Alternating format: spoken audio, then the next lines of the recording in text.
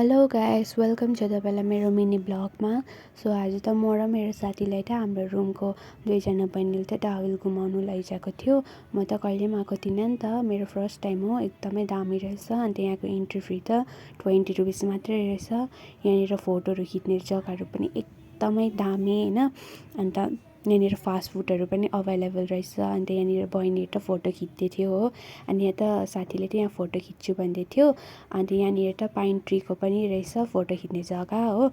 अन्त हामी त एकैचोटि माथि डाविलको पार्कमा गयौँ। यहाँनिर खेल्ने जग्गाहरू थुप्रो रहेछ। अन्त बहिनीहरू पनि इन्जोय गरिरहेको थियो।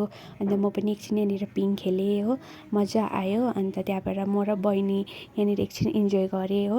अन्त बहिनी त मोटो थियो, म पातली थिएँ नि त। अन्त बहिनीले त जुरुक जुरुक उचाल्दै थियो। अन्त यहाँनिर आई लभ डाविलकोहरू पनि रहेछ हो। अन्त यहाँनिर हामी त ऱ्याबिट हेर्नु जाँदै थिएँ। अन्त यहाँनिर त क्युट क्युट ऱ्याबिटहरू थियो। अन्त यहाँनिर फेरि बहिनीले खेल्छु भनेर खेल्दै थियो हो।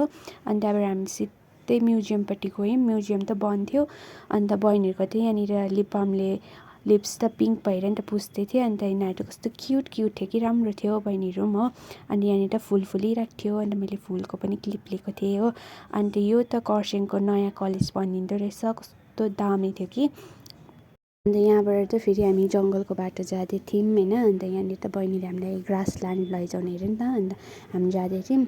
अनि यहाँनिर बहिनी त अगाडि अगाडि हिँड्दै थियो हो। अनि हामी ग्रासल्यान्ड पुगिसकेर यसो हेरेको त दामी रहेछ, तर अहिले त त्यति खास थिएन हो। अन्त यहाँ सबैजना बसेर चाहिँ आफ्नो आफ्नो फोन हेरिरहेको थियो। त्यहाँबाट हामी ओह्रालो कुद्यौँ। त्यहाँबाट हामी बजार जान्छु भनेर त ओह्रालो झरेको नि त। त्यहाँबाट हामी हिँड्दै थियौँ। अन्त के गफ गर्दै थियौँ। अन्त यहाँनिर ग्रासल्यान्डमा पिकनिक गर्न आयो भने त उयो रेट हुन्छ अरे नि त। अन्त त्यहाँबाट हामी एकैचोटि बजारमा गएर खाजासाजा खायौँ, पुरा भोक लागेको थियो। अन्त आजको लागि त यति नै, बाई बाई।